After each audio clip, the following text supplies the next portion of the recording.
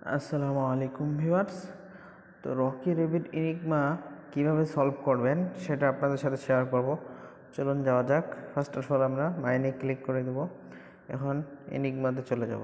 যাওয়ার পর ফার্স্ট হলো পাভ পাইর ব্রাস্ট, তারপর হলো সিলি, তারপর হলো অ্যান্টিক, তারপর হলো গেস্টার, তারপর হলো মডিফাই, তারপর লেটার, তারপর হলো ট্রাশ, তারপর হলো কোম্পানি, তারপর ট্রাশ, তারপর গ্রুন্ট, তারপর এডিক্ট। এবার আমরা ভ্যালিডেটে ক্লিক করে দেব।